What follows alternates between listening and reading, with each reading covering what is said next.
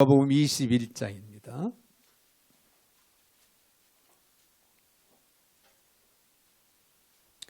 누가복음 21장 1절부터 4절까지 제가 받들어 봉독에 올리겠습니다. 예수께서 눈을 들어 부자들이 헌금함에 헌금 넣는 것을 보시고 또 어떤 가난한 과부가 두 렙돈 넣는 것을 보시고 이르시되 내가 참으로 너희에게 말하노니 이 가난한 과부가 다른 모든 사람보다 많이 넣었도다. 저들은 그 풍족한 중에서 헌금을 넣었거니와 이 과부는 그 가난한 중에서 자기가 가지고 있는 생활비 전부를 넣었느니라 하시니라. 아멘. 4절까지 제가 받들어 봉독에 올렸습니다. 사랑의 주님 감사를 드립니다. 오늘도 저희들 사랑 가운데 불러주시고 또 말씀 앞에 세워주시는 하나님, 오늘도 들을 길을 주셔서 귀한 말씀을 들을 때 깨달음이 있게 하시고 은혜가 되게 하시고 저들의 마음판에 새기는 역사가 있게 하여 주셔서 주의 말씀을 따라 순종하고 믿음을 행하는 거룩하고 성숙한 그리스도인들이 다 되게 하여 주옵소서. 오늘도 부족한 종의 입술을 주관하시고 사용하시되 우리 하나님 홀로 영광을 받아 주시옵소서. 예수님의 이름으로 기도하옵나이다. 아멘. 할렐루야.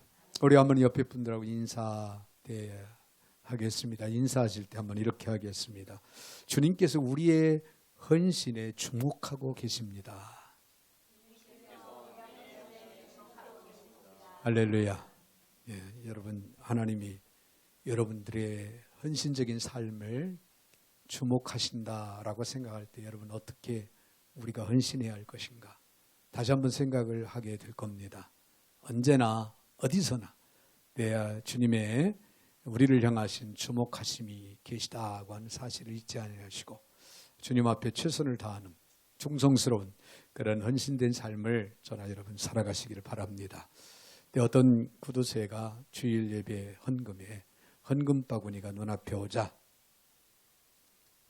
급하게 주머니에 손을 넣어서 1,000원짜리 낙엽을 꺼내려고 애를 썼습니다.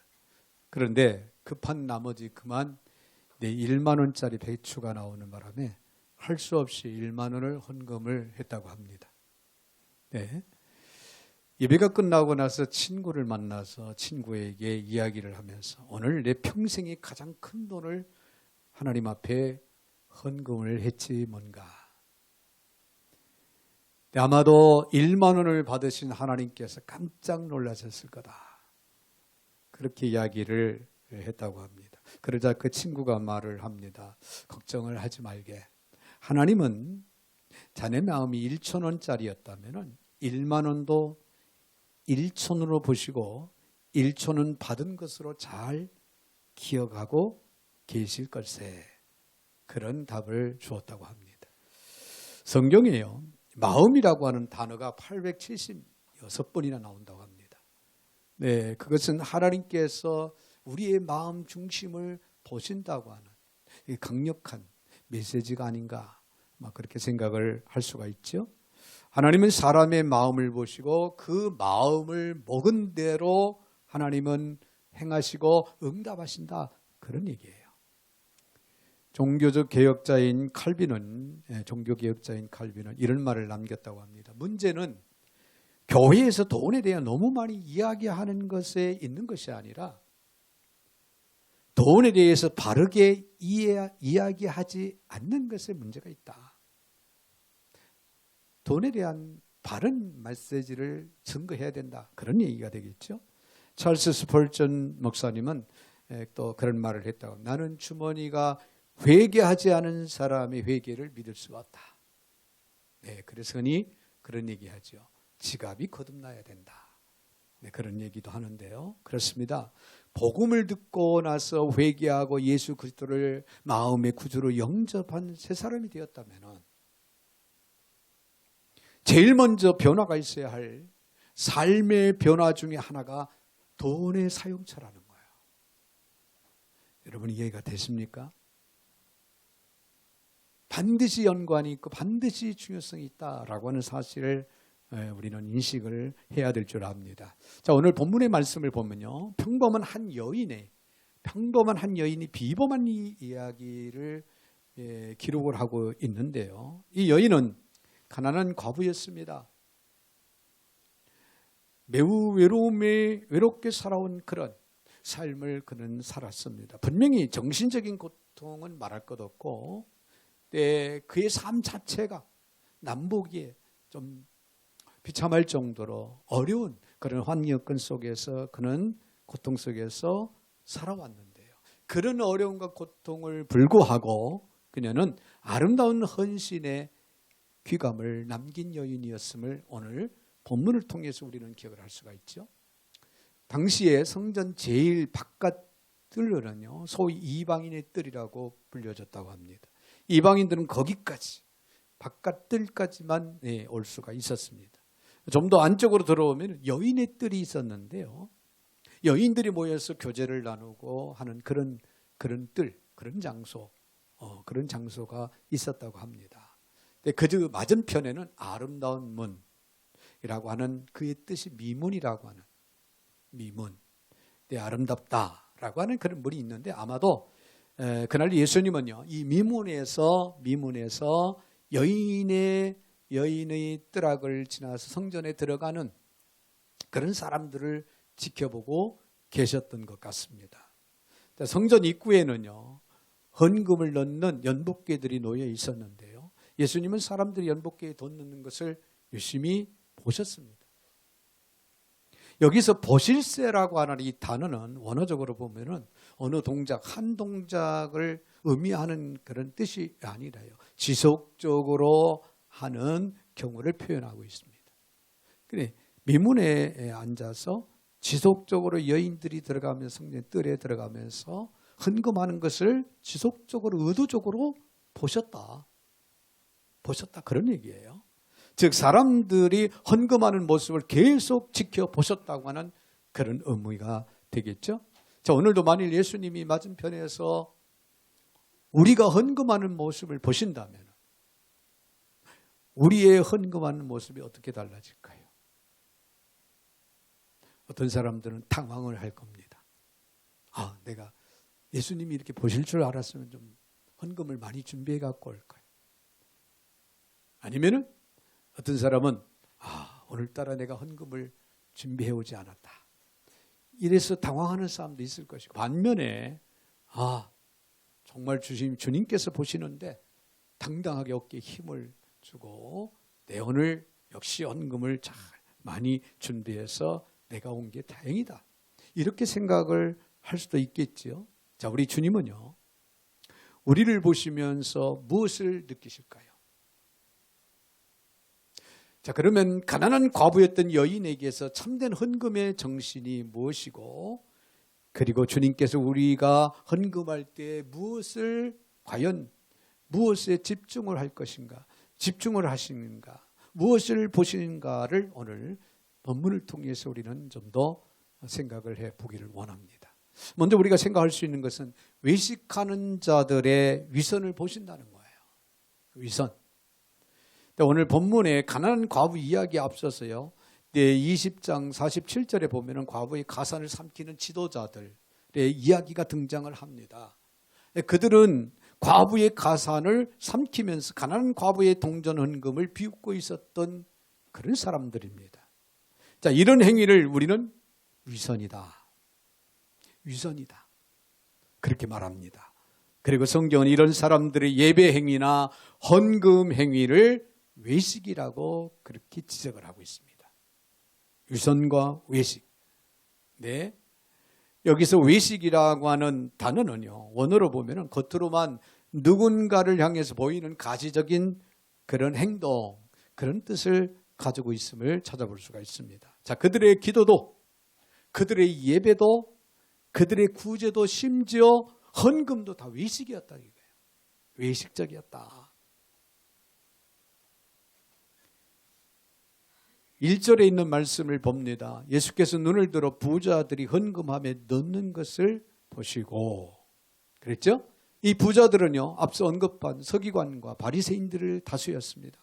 예수님이 그들을 주목하여 보신 것은 그들의 헌금이 아니라 그들의 외식적인 마음, 그들의 위선적인 그런 행동, 그걸 보시고 계셨다는 거예요. 여러분 잘 기억을 하시길 바랍니다. 우리가 하나님 앞에 헌신할 때 그 헌신 자체를 보시는 게 아니라 이것이 진정 내 외식과 위선이 섞여 있는가를 우리 주님은 예리하게 보신다고 하는 사실이에요. 그들의 헌금의 동기가 외식이고 위선이었다. 그걸 지적하고 있는 겁니다. 자, 존 버니언의 철로역성이라고 하는 우리 시리즈로 한번 설교를 들었었죠. 예전에. 자, 거기 내용 중에 한 대목을 보면은요. 십자가 언덕을 지나서 오래되지 않아서 크리스천은 좁은 길, 왼쪽 담을 넘어오는 두 사람을 발견을 합니다. 그들의 이름은 허례와 위선이다. 그렇게 기록하고 있죠. 자, 크리스천이 그들에게 묻습니다. 어디로 가십니까? 하고 묻습니다. 그러자 그들은 시온산에 찬양을 드리러 갑니다. 라고 그렇게 답변을 줍니다. 자, 크리스천이 그들이 좁은 문을 통과하지 않았음을 그들이 보았기 때문에 그걸 지적을 합니다. 당신들은 좁은 문을 통과하지 않았다. 그 옆에 담을 넘어서 오는 것을 내가 눈으로 똑똑히 봤다. 그런 얘기예요. 그들은 그렇게 복잡하게 생각할 필요가 뭐가 있냐. 시온산으로 가기만 하면 되는 거지. 그러면 되는 거 아니냐. 우리가 시온산을 향해서 찬양을 드리기 위해서 간다 이거죠. 그러나 크리스천은 그들이 시온산을 향해 진정 찬양을 드리기 위해서 가기 위해서는 좁은 문을 통과했어야 된다. 그런 얘기예요. 그리고 당신과 우리가 다른 점이 무엇이냐고 묻습니다. 그들이 그리고 당신과 우리가 뭐가 다르냐 그렇습니다. 예배에 참여하는 모습, 기도하는 모습, 그리고 헌금하는 모습은 다 다를 바가 없이 보이지요. 그러나 그들은 허례와 위선으로 가득 차 있었다는 거죠. 네, 그들은 머지않아서 순례길에서 위험과 멸망이라는 곳으로 사라져버립니다. 그들은 좁은 문을 지나지도 않았고 십자가의 언덕의 체험도 없었다는 거예요. 그 결과적으로 그들은 위험과 멸망으로 사라지게 된다. 여러분, 예수를 주로 믿는 참 믿음의 고백 없이 거듭남의 체험 없이 종교적인 군중의 어떤 무리에 끼어서 예배하고 헌금하는 것이 우리의 진정성을 보증하지는 않는다는 사실이에요. 우리가 어떻게 보면은 주일날 하나님 앞에 나와서 예배 드리면 그것이 전부인 양 생각하기가 쉽죠. 그렇죠. 그리고 우리의 삶의 현장에서 우리는 좁은 길을 걷고 있느냐? 좁은 문을 통해서 좁은 길을 걸어가고 있느냐? 매우 중요하다는 거죠. 자, 그러므로 우리는 우리의 종교 행위에 외식과 위선이 없는지를 날마다 돌아보고 반성하고 회개해야 된다. 그런 얘기예요. 왜? 주님께서 우리의 마음에 외식과 위선이 있는가를 보시기 때문에 그렇습니다. 자, 그런가 하면은 우리의 삶의 주인이신 하나님 말을 의식해야 된다는 거예요. 오늘 본문의 2절을 봅니다. 또 어떤 가난한 과부가 2렙돈 넣는 것을 보시고 그랬죠? 자, 우리말 성경을 보면 연복궤가 하나 있었던 것으로 그렇게 보이지만은 그 당시 예루살렘 성전의 입구에는 연복궤가 13개나 있었다고 합니다. 13개.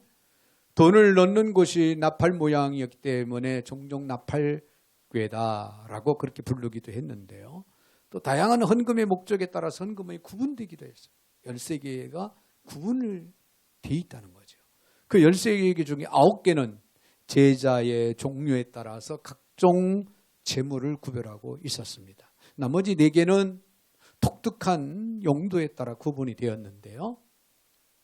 성전 보수를 위한 헌금함, 어떤 헌금함은 성전 수리를 위한 헌금함, 또 어떤 헌금함은 구제를 위한 헌금함으로 구분되었고, 특별한 경우에는 자유헌금함도 있었다는 거예요. 자유헌금함.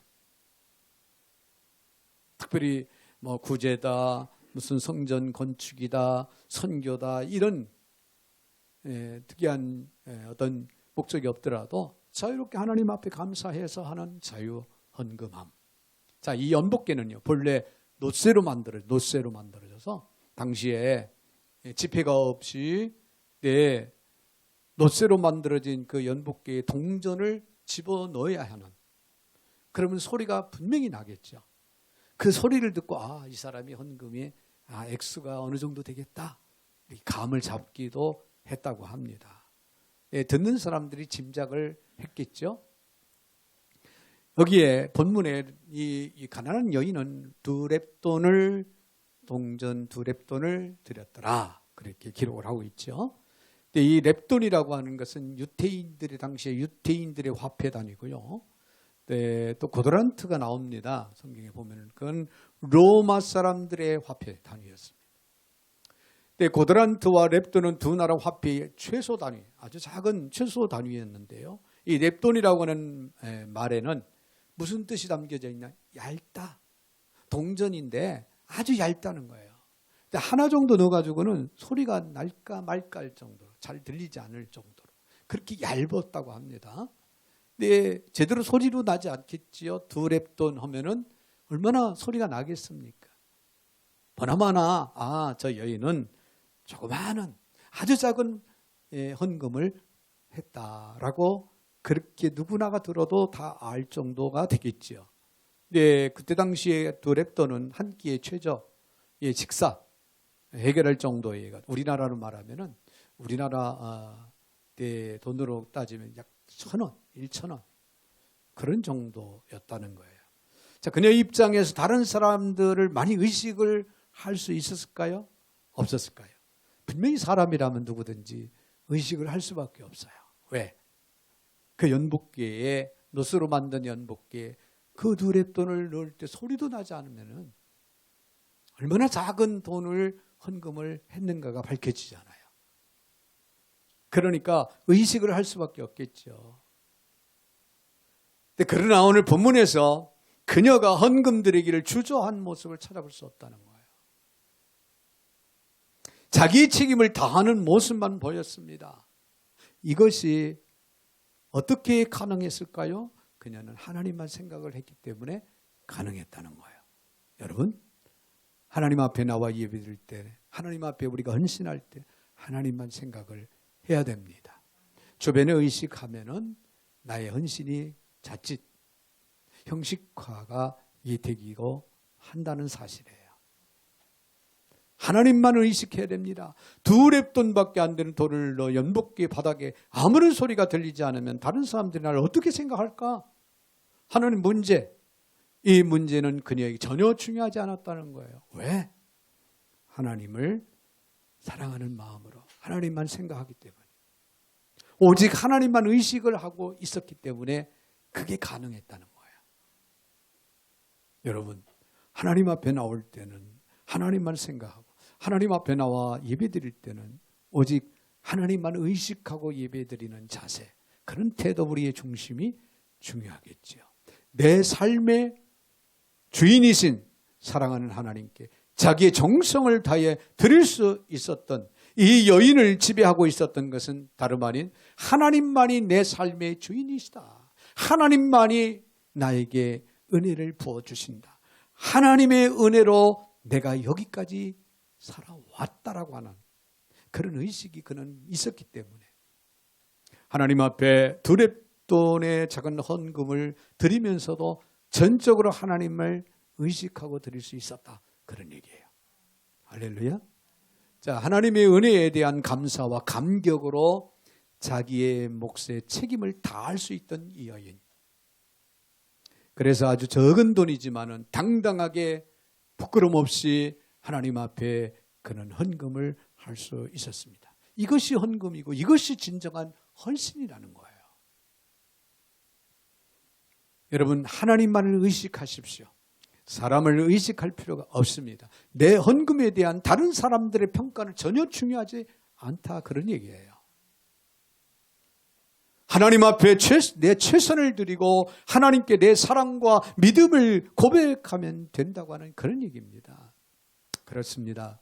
참된 헌신은 내 삶의 주인이신 하나님께 대한 응답입니다. 여러분, 우리의 삶이 어떻든 우리의 환경이 어떻든 나의 현실이 지금 어떻든 간에 개의치 마시고 우리 하나님을 생각하고 하나님을 사랑하는 마음을 하나님께 가까이 가시고 하나님 앞에 헌신된 삶을 우리는 신실하게 보여드리고 고백할 수 있는 저와 여러분들, 하나님을 생각하는 의식의 결정체가 바로 우리의 헌신이고 우리가 드려야 할 헌금이다 라고 하는 사실을 여러분 기억을 하시기를 바랍니다. 더 나아가서는요, 전체를 드리는 정신을 주님은 보셨다는 거예요. 오늘 4절에 있는 말씀을 봅니다. 저들은 그 풍족한 중에서 헌금을 넣었거니와 이 과부는 가난한 중에서 자기가 가지고 있는 생활비 전부를 넣었느니라. 네. 참된 헌금은 전체 혹은 전부를 드리는 정신에 근거한 것이어야 된다. 그런 얘기가 되겠죠. 쉽게 말하면 헌금은 다 드리는 거예요. 할렐루야. 부담스럽습니까? 다 드려야 된다고 하는 거예요. 자, 그렇다고 해서 여러분 재산을 다 드리라는 그런 요구가 아니라는 사실이에요.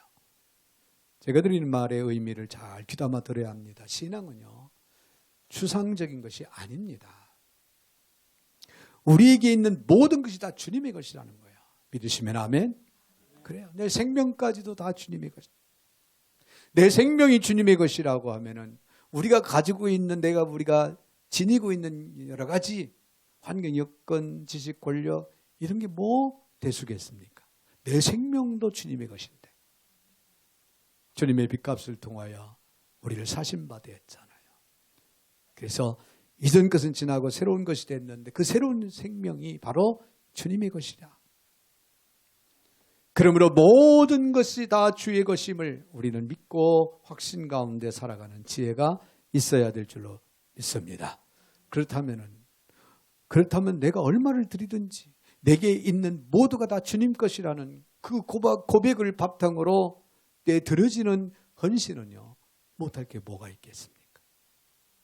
못할 게 뭐가 있어요? 사람을 의식할 이유가 어디 있어요? 네, 그런 얘기했죠. 마틴 로이드 존스의 책에서 매우 재미있는 흥미로운 실화 이야기가 기록이 되고 있는 걸 볼 수가 있는데, 한 농부가 소가 새끼 2마리를 낳았어요. 송아지를 보자 농부는 너무 좋아서 아내에게 이야기를 합니다. 여보, 우리 소가 예쁜 송아지 2마리를 낳았으니 이 중에서 하나는 우리, 한 마리는 하나님의 것.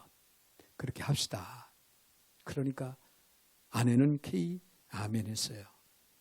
자, 그런데 얼마 후에 그 2마리 송아지 2마리 중에 한 마리가 신음신음 앓기 시작합니다. 병이 들었어요.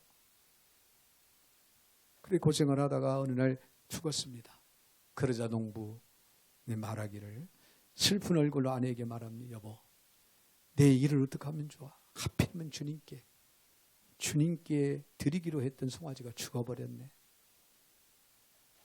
살아있는 것이 아니라 죽은 것이 주님께 드리기로 했던 송아지라는 것입니다. 자, 우리는 끝없이 주님 것과 내 것을 구별하려고 해요. 그러나 하나님의 눈으로 볼 때는 전체가 다 주님의 것이라는 거 여러분 잊지 마세요. 내 사랑하는 눈에 넣어도 아프지 않는 자녀들까지도 내 것이 아니고 주님의 것이다. 나는 자녀들을 잘 양육해야 할 책임을 받고 또 선물로 받은 관리인과 같은 그 위치에 있다는 걸 잊지 말아야 돼요. 그래 내 사랑하는 자녀가 주님의 뜻에 합당하게 성장하고 주님의 영광을 위해 살아갈 수 있는 그런 자녀가 되기를 간절히 바라는 마음으로, 나의 사랑하는 자녀가 성장해서 나에게 효도할 것을 기대하지 마시고 하나님의 뜻대로 살아가기를 기대하시고 하나님의 영광을 위해서 살아가야 된다고 하는데, 여러분을 목표를 두고 눈물로 자녀들을 위해서 양육 기도해야 됩니다. 할렐루야. 돈에 대한 이야기만을 드리고 있는 것이 아니죠. 여러분의 몸도 하나님의 것이라고 믿습니다. 성경에서 어떻게 말씀하고 있습니까? 그리스도인의 몸을 가리켜서 너희 몸을 너희 것이 아니라 값으로 산 것이 되었으니 너희 몸으로 하나님께 영광을 돌리라고 가르치고 있습니다. 자, 그러면 내 몸은 누구를 위해 사용해야 합니까? 100% 하나님을 위해서 내 육체가 쓰여져야 된다는 거예요. 그럼 여러분, 이것은 사역자만이 가질 수 있는 그런 생각, 그런 마음이 아니에요. 그리스도인이라고 하면 누구나를 막론하고 애어른할 것 없이 100% 하나님을 위해서 내 육체가 쓰여져야 된다. 또 내게 있는 달란트는 무엇인가를 우리가 생각하면서 어떤 달란트이든지 모든 것이 궁극적인 주인 되시는 주님께 그 달란트를 통해서 최선을 다해야 되고 영광을 드러내야 된다라는 그런 생각. 나에게 주어진 건강, 나에게 주어진 시간 마찬가지입니다. 나에게 주어진 시간을 내 것인 양 언제든지 나를 위한 시간으로 보내려고 생각하지 마시고 주를 위해서 보낼 수 있는 시간.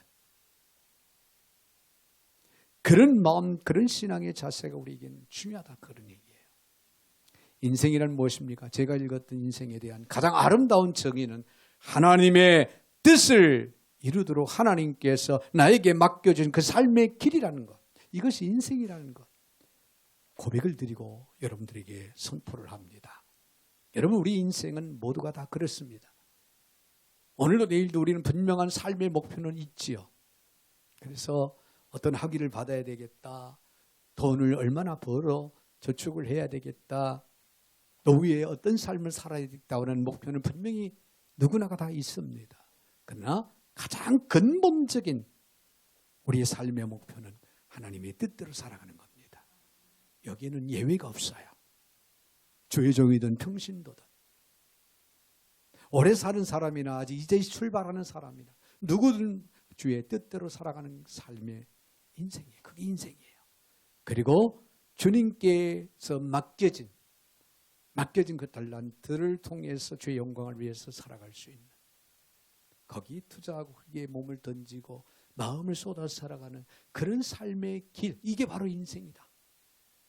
바르게 살아가는 길, 또 칭찬을 받고 상급을 받을 수 있는 유일한 길, 우리의 삶의 이 땅에서의 최종적인 종착역인 죽음 앞에서 우리는 떳떳하게 주님 앞에 설 수 있는 아름다운 그런 인생의 길이다, 그런 얘기예요.